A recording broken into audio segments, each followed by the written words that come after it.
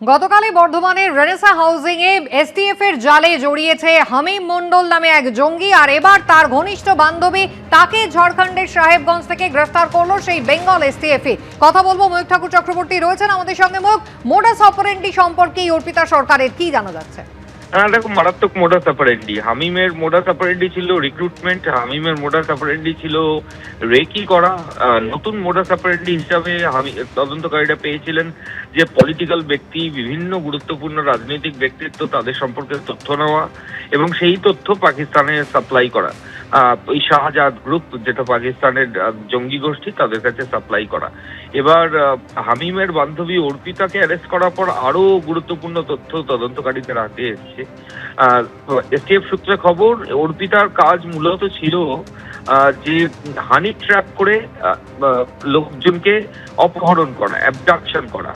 এবং এখন তদন্তকারী আধিকারিকরা যেটা জানবেন যে এই অ্যাসাইনমেন্ট তাকে তো পাকিস্তান থেকে দেওয়া হতো যে হানি ট্র্যাপ করে যাতে লোকজনকে অপহরণ করা যায়, এবং তার পরবর্তী ক্ষেত্রে এই জঙ্গি গোষ্ঠী যেরকম ইনস্ট্রাকশন দেবে সেইভাবে তারা পুরো বিষয়টাকে এগিয়ে নিয়ে যাবেন।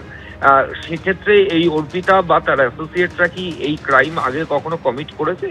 যদি ক্রাইম কমিট না করে থাকে তাহলে তাদের তালিকায় বা লিস্টে কারা কারা ছিল, কাদেরকে হানি ট্র্যাপ করার পরিকল্পনা ছিল।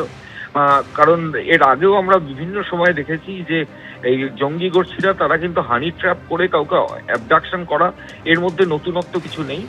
এর আগে একাধিক জঙ্গি গোষ্ঠী বিভিন্ন সময় বিভিন্ন বিউরোক্র্যাটস থেকে শুরু করে রাজনৈতিক ব্যক্তিত্ব তাদেরকে হানি ট্র্যাপের মাধ্যমে ইনডিউস করে তাদেরকে অপহরণ করেছেন, বা দেশের বা বিভিন্ন গুরুত্বপূর্ণ ন্যাশনাল সিকিউরিটি সম্পর্কিত ইনফরমেশন হানি ট্র্যাপের মাধ্যমে তার কাছ থেকে নিয়ে জঙ্গি গোষ্ঠীকে সাপ্লাই করেছে।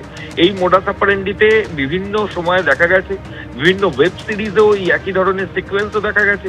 এবার খোদ আমাদের রাজ্যে এই মোডাস অপারেন্ডিতে কাজ করার অ্যাসাইনমেন্ট পেয়ে অর্পিতা সরকার সে অ্যারেস্ট হয়ে গেল। ঝাড়খণ্ডের সাহেবগঞ্জ থেকে অর্পিতা অ্যারেস্ট হলো। এখন তদন্তকারীদের কাছে যেটা সবচেয়ে বড় প্রশ্ন, আমি যেটা বলছিলাম যে অর্পিতা এই হানি ট্র্যাপ কাউকে করেছে কিনা, আর যদি না করে থাকে তাহলে ওর তালিকায় কারা কারা ছিল বা কাদেরকে হানি ট্র্যাপ করার অ্যাসাইনমেন্ট পাকিস্তান থেকে অর্পিতার কাছে এসেছিল।